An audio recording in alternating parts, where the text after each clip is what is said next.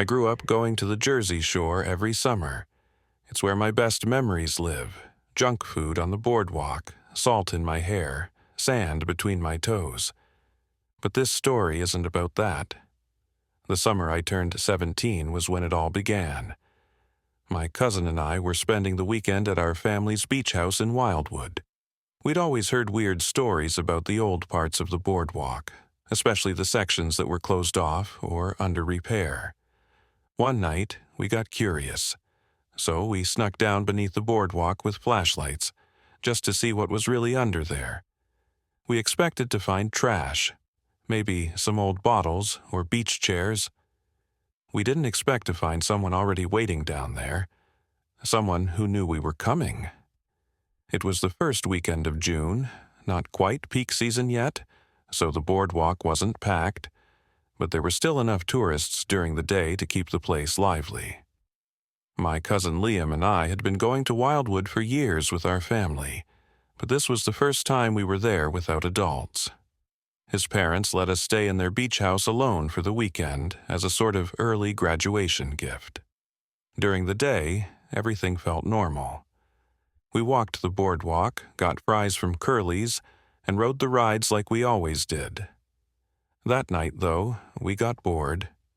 We were sitting on the porch around 11 p.m. when Liam brought up something we'd heard years ago, a local rumor that beneath certain parts of the boardwalk, especially the older sections, there were weird tunnels and crawl spaces where homeless people or squatters lived. One kid had even claimed he saw someone drag a garbage bag full of something under there late at night. Of course, we always thought it was just talk. Stories to creep out the younger kids.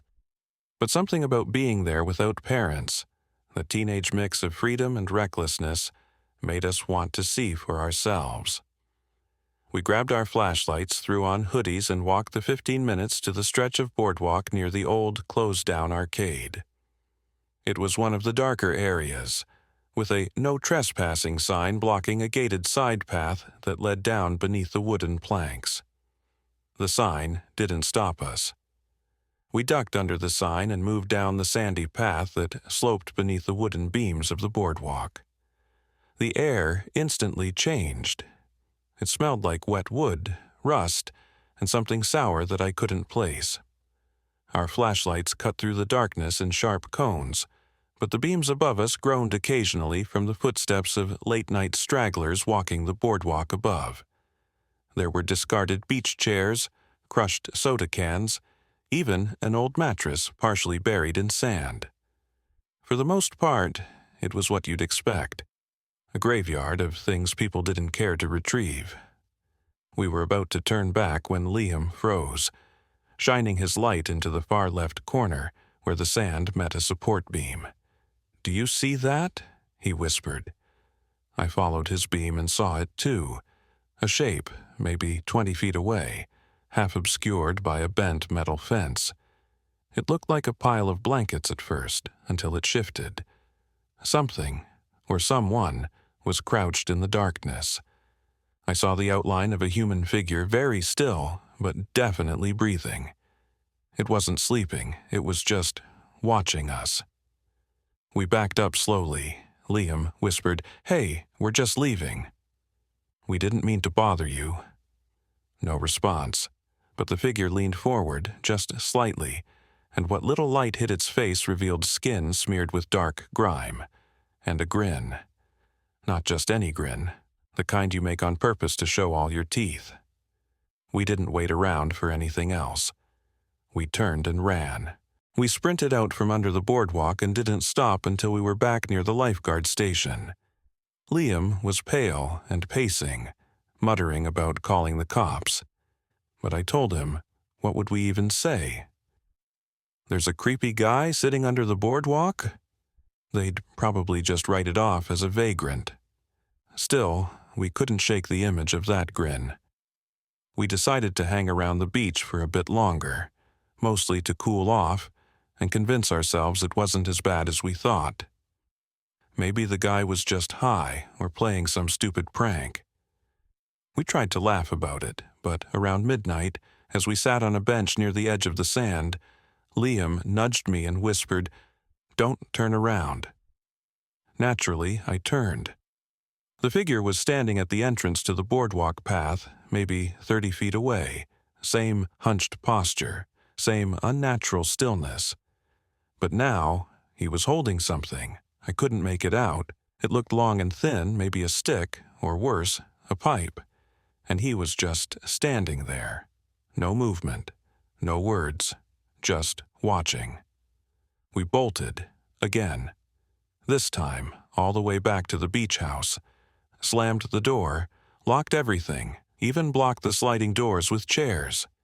We peered through the blinds, but the path down to the beach was dark. No one followed. At least, not right away. That night, I woke up to the sound of the outdoor shower turning on. It was 2:14 a.m. I nudged Liam awake. We crept to the window, trying not to breathe. The shower was still running, but we couldn't see anyone there. Then it stopped. A long pause, then footsteps.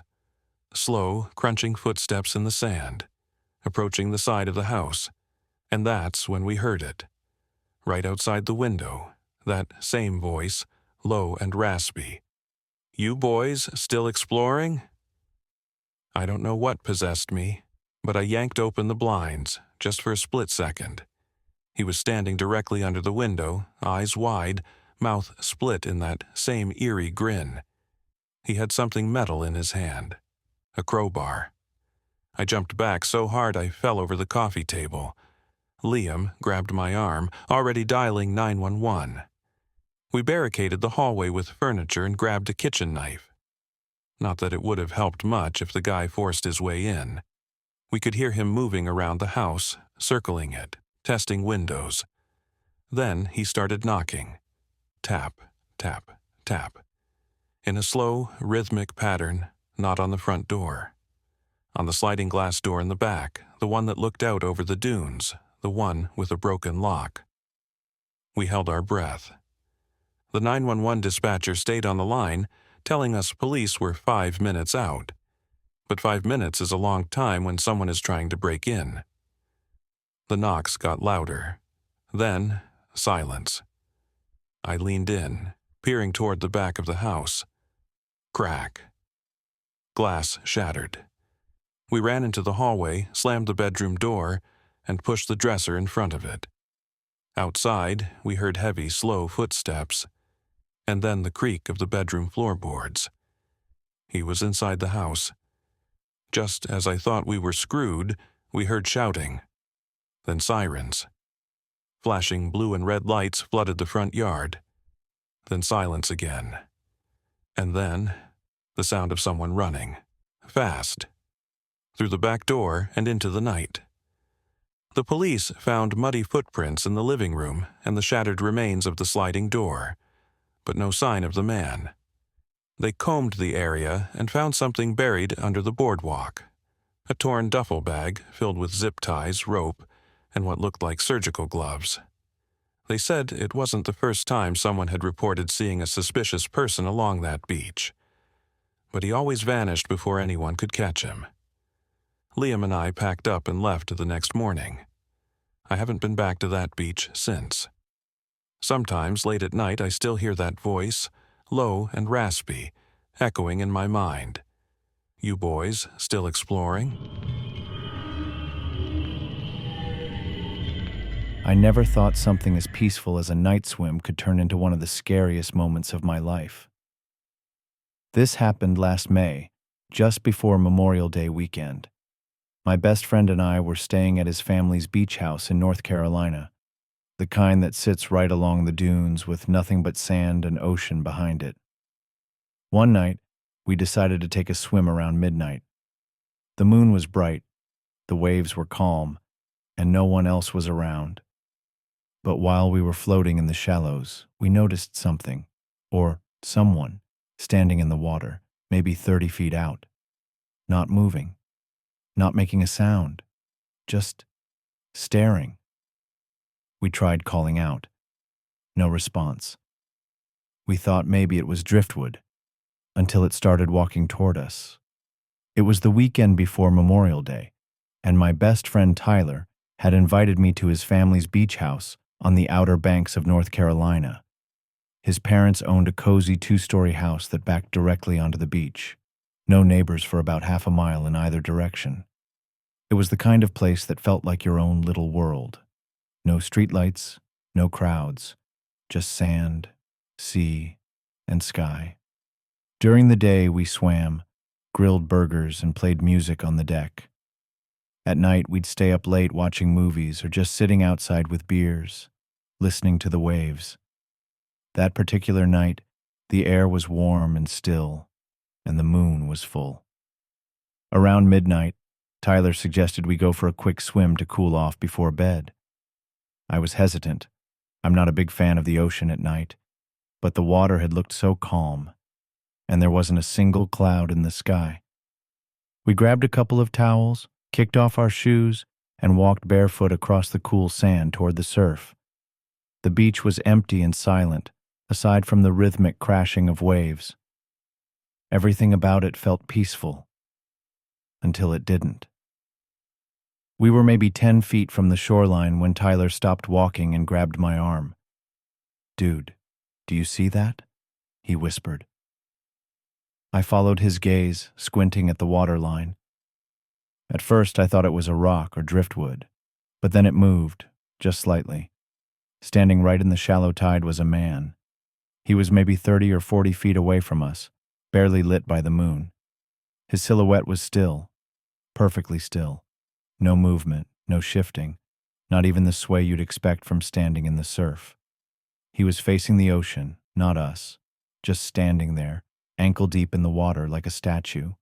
The tide gently washed around his legs, but he didn't react at all.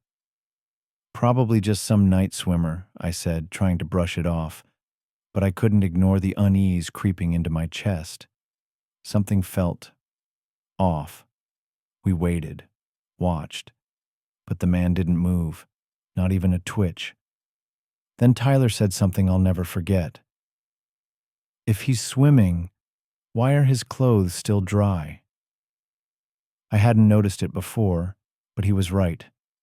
The man was wearing a full set of clothes, long pants, a dark jacket, and they weren't clinging to his skin the way wet fabric usually does. He wasn't out for a swim. He wasn't enjoying the beach. He was just standing there, silently facing the sea, and we weren't sure if he even knew we were watching him. We backed away slowly, not wanting to startle the guy, whoever he was. But as we took a few steps back toward the dunes, I looked over my shoulder. He had turned, not quickly, not with any sudden motion, just turned. Now he was facing us, still no movement, no sound, just standing in the same spot, water lapping around his feet, watching. I felt a chill run through me that had nothing to do with the ocean breeze. Tyler whispered, "Let's just go, man." We picked up the pace, heading toward the boardwalk. But when we glanced back again, he was closer, still in the water but now knee-deep. He hadn't splashed or made any sound moving forward, and he was still staring at us. I pulled out my phone to use the flashlight, but the beam barely reached him, just enough to catch a glint off his face, or maybe his eyes. They looked wrong, not reflective like normal eyes, more like empty sockets. Then, a sudden splash.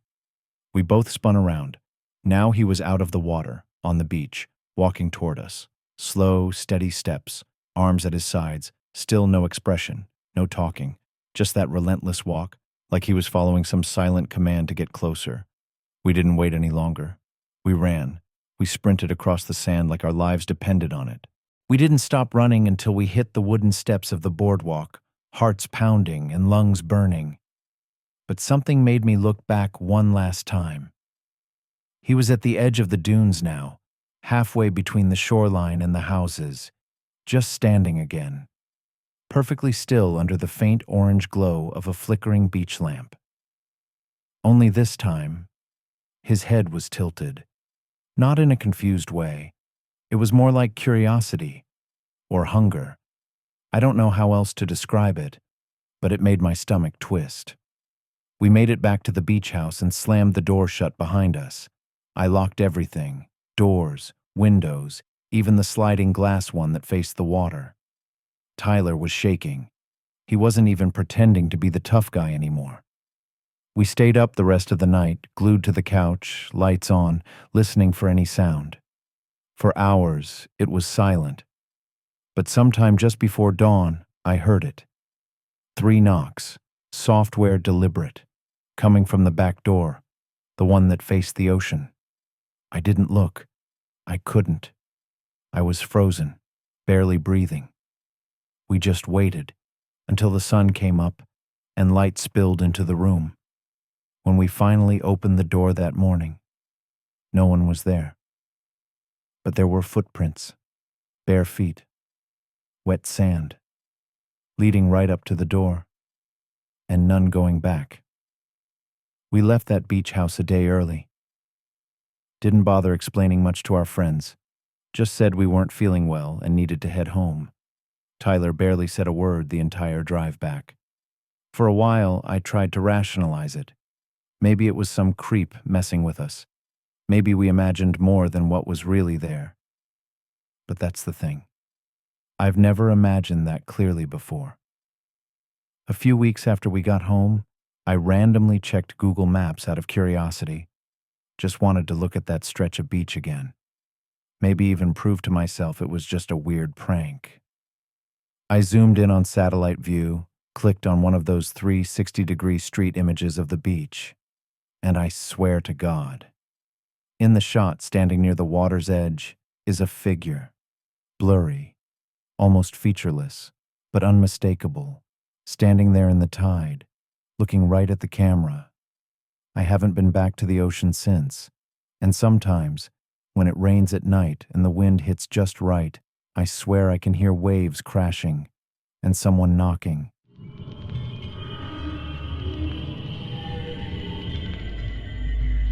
It's not every day a dead man speaks to you. I was 19, on a beach trip with a few college friends in early June, our unofficial kickoff to summer. Sunburnt days, beer-soaked nights, and crashing on sand-dusted mattresses in a cheap beach house rental. But one night I wandered out to the shore alone. That's when I saw him, just sitting near the waterline, soaked, pale, silent. I thought he was drunk, maybe homeless. But when I got closer, he turned toward me and whispered something I still can't get out of my head. "You shouldn't have come back." I had never been to that beach before in my life, or so I thought. Our group of 5 had just finished our sophomore year of college and needed a reset. Finals had burned us out, and a friend of a friend had a beach house they were willing to lend us for a few days in early June. The place was in a quiet coastal town in North Carolina, nothing touristy. Just a stretch of sand, a pier, a couple of seafood joints, and that old weathered beach house. It was the kind of place where locals gave you a second look if you weren't from around there. But we didn't care. We stocked the fridge with beer, dragged blankets onto the porch, and planned to sleep late and party harder. The beach itself was gorgeous during the day, but at night something about it felt off. Too quiet. The waves still crashed, sure, but there was no nightlife, no lights from houses along the shore. Just dunes, dark water, and an old, crumbling lifeguard tower that leaned like it hadn't been used in years. By our second night, the others had passed out early, sunburned and half drunk. I couldn't sleep, so I grabbed a hoodie and stepped outside, drawn by the sound of the waves. The sky was overcast, but the moon lit a pale strip across the sand. I walked toward the water, and that's when I saw him. At first, I thought it was just another beachgoer, a man standing ankle-deep in the surf, maybe 40 feet away. He faced the ocean, completely still, his arms hanging stiffly at his sides. Something about his posture made me stop. He wasn't moving, not even shifting weight from foot to foot like most people do when waves roll in. He stood like he was anchored there, as if the tide breaking around him didn't touch him at all. I cleared my throat and called out, "Hey, you good?" No reaction. I took a step closer. That's when he slowly, very slowly, turned his head toward me.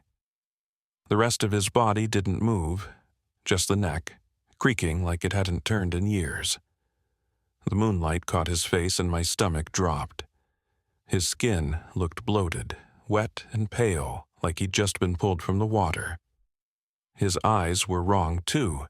They looked too wide, almost like they were waterlogged. I froze. Goosebumps erupted on my arms despite the warm breeze. Every part of my brain told me to walk away, but I didn't. And then he lifted one arm, pointing not at me, but toward the dunes behind me. Just one long, shaking finger. I whipped around, expecting to see someone standing there, but the dunes were empty. When I turned back, the man was gone. Not walking up the beach, not wading into the ocean. Just gone. I rushed back to our beach house, heart hammering in my chest. I didn't even tell the others what I saw. I couldn't put it into words without sounding insane. We were all drinking, laughing, playing cards by candlelight. It felt wrong to ruin it with some ghost story I wasn't even sure was real, but I couldn't sleep. Around 2:30 a.m., I got up and peeked out the window toward the beach. The tide had receded a bit, and standing at the edge of the waterline, he was back. Same figure, same posture, same drenched, bloated appearance. This time, though I didn't go outside, I stayed frozen at the window, watching as he once again raised that trembling arm and pointed. Not at me, at the dunes again, but now something was moving up there. Shapes, several of them. Dark, human-shaped forms crouching or crawling just behind the line of tall grass. I blinked, trying to clear my vision, but they were still there. And the man, if you could even call him that, slowly turned and walked into the ocean, vanishing beneath the surface without a sound. I wanted to scream. Instead, I woke up my best friend Mark and dragged him to the window. But of course, there was nothing. No man. No shapes in the dunes. Just the empty beach and the sound of waves lapping at the shore. Mark thought I was overtired. Maybe still buzzed. But I know what I saw, and it wasn't over.